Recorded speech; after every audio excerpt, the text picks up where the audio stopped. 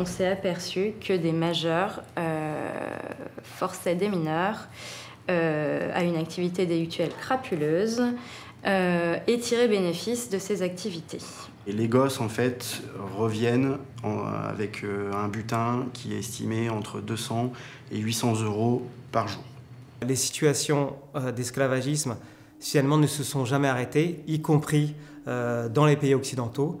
Alors oui, sur le trafic d'enfants, c'est sûr que c'est une réalité qui est assez méconnue en Europe, mais qui est présente depuis un petit moment, parce que dès les années 70, on avait déjà des enfants qui étaient utilisés, pas que dans des histoires d'exploitation sexuelle, mais aussi dans du vol. Si on veut exploiter un enfant, le point qui est nécessaire, c'est d'être en capacité de contrôler complètement sa parole. Et en fait, ces enfants sont briefés, mais comme dans n'importe quel groupe criminel, pour fuguer quand ils sont placés, pour au téléphone surtout ne pas utiliser des mots, parce que ces groupes sont conscients qu'ils vont être écoutés et que leurs conversations téléphoniques pourront être utilisées lors d'un procès.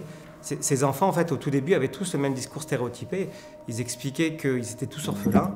Donc, surtout, ils faisaient tout pour jamais donner des indications sur les donneurs d'ordre, qu'ils n'avaient pas de frères et sœurs, et donner des indications fausses sur là d'où ils venaient en Roumanie. Donc là, on est vraiment sur la stratégie, qui est la stratégie de base pour exploiter n'importe qui. Donc, s'ils donnaient des informations, les groupes criminels qui les exploitent, en fait, tomberaient au bout d'une semaine.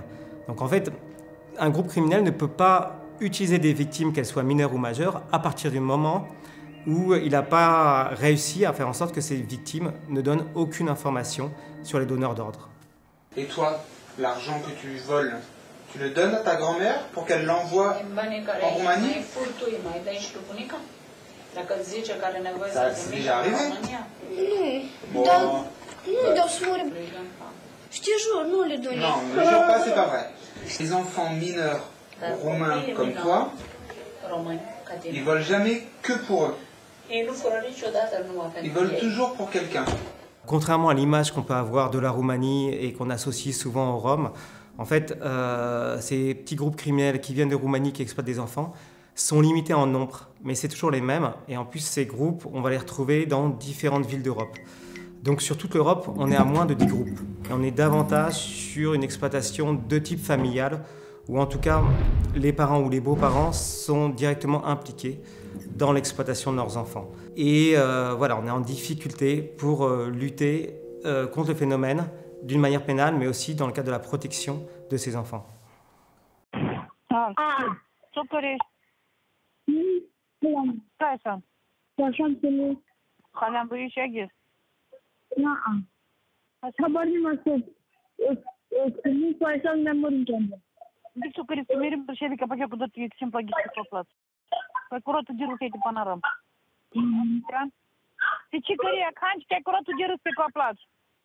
Alors on est un peu sur des types de mécanismes. On a ces familles effectivement qui vont se trouver un peu dans une sorte de course au prestige entre voisins.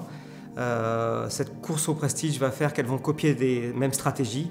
Et donc s'il y en a qui commencent à exploiter leurs enfants, d'autres vont faire la même chose. Cette course au prestige, après, c'est une tendance sociale lourde dans notre société. C'est-à-dire que quand les gens, que ce soit des jeunes ou des moins jeunes qui utilisent Facebook, Instagram et tout, le but de tout le monde, on est quand même un peu sur des médias narcissiques et le but c'est de valoriser sa réussite sociale, même si ce n'est pas le cas. Et on est aussi de l'autre côté sur des familles qui ont dû emprunter de l'argent, n'ont pas pu s'adresser aux banques parce que leur situation, le fait qu'elles ne travaillent pas pour certaines d'entre elles et autres, ont fait que de toute façon elles n'avaient aucune chance d'avoir un crédit bancaire et donc elles se sont adressées à des usuriers. On est sur des taux d'intérêt qui peuvent être parfois du 100% par mois, donc on est vraiment sur des taux d'intérêt extrêmement élevés.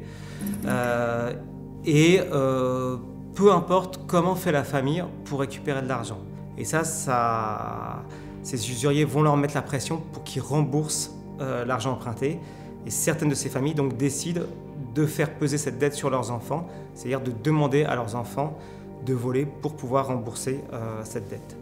D'une part, les enfants vont être plus facilement dociles, c'est-à-dire c'est plus facile de manipuler des enfants, surtout quand on a une autorité en tant que parent ou beaux-parents de ces enfants.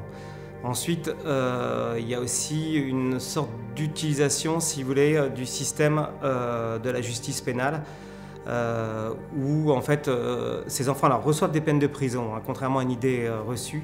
Ces enfants sont régulièrement incarcérés et dès 13 ans en France, donc c'est pas du tout il n'y a pas une impunité pour ces enfants. Mais on voit qu'ils ont énormément de mal à s'identifier en tant que victimes et donc ils adhèrent peu à des solutions de protection. Et donc, une fois qu'ils sortent d'incarcération, souvent ils peuvent être plus facilement réutilisés par leur famille. En fait, le risque pénal pour ces petites organisations criminelles est faible et donc ils se disent que c'est moins dangereux pénalement d'exploiter des enfants que par exemple de faire du trafic de drogue, du trafic d'armes ou d'autres trafics. Donc si ce phénomène se développe, c'est d'une part parce qu'il peut être très rentable et en plus parce que le risque pénal est faible. Et enfin, il faut savoir que ces enfants ne correspondent pas au cliché de la victime qu'on peut avoir, c'est-à-dire qu'ils ne se reconnaissent pas comme victimes, parfois ils peuvent être joyeux et autres, et donc il y a aussi besoin, j'ai envie de dire, de déconstruire une espèce d'image de la victime stéréotypée qui est que si elle regarde ses pieds, qu'elle est prostrée, qu'elle est très triste, on considère que c'est une vraie victime. Sinon, on se dit en fait c'est pas vraiment une victime, elle est en train de nous manipuler. Quand il est là en bas à gauche, voilà, on peut voir, c'est bon. Vous avez planché un peu le camp ? La stratégie de ces familles, souvent, c'est d'utiliser les bidonvilles qu'on a en France depuis les années 90. Elles profitent de ces bidonvilles en fait pour cacher ces activités. Et donc, quand on voit un bidonville, on est persuadé que toutes les personnes du bidonville, s'il y a 300 personnes, qu'elles sont toutes complices ou qu'elles appartiennent toutes au même réseau. Alors qu'en fait, on peut avoir juste 5-6 familles qui sont allées dans un bidonville, mais qui n'ont aucun rapport avec les autres familles qui y habitent. Et quand on regarde d'ailleurs même la sociologie de ces bidonvilles, on s'aperçoit qu'en fait, les gens sont ont des profils beaucoup plus variés qu'on peut l'imaginer. On a des personnes qui viennent de villes qui sont très distantes les unes des autres. On a des personnes qui sont là depuis 5 ans, d'autres qui sont là depuis 3 mois, etc., etc. On a un certain nombre de maires qui, en fait, refusent de faire des recensements pour voir le nombre d'enfants qui sont scolarisés et qui ne le sont pas. On parle des enfants qui sont en obligation scolaire, parce qu'ils ont peur, en fait, que ces familles s'installent sur leur commune, c'est-à-dire que le bidonville se pérennise, et donc ils se disent qu'on risque de le payer aux prochaines élections. Et ces petits groupes criminels qu'on voit dans le reportage profitent de ces espaces qui sont très peu suivis par les services sociaux et autres pour cacher leurs activités et cacher les victimes. Să fiu lângă mama și lângă tata. Să fii lângă mama și lângă tata. Dar la momentul actual tu înțelegi că lucrul ăsta nu e tocmai posibil. O să fie probabil un proces, știi că membrii familiei tale sunt cumva suspecți de niște fapte pe care le-ar fi comis, da? Adică se consideră că ei v-au determinat pe voi, pe tine și pe colegii ca să faceți ceea ce ați făcut, practic să furați.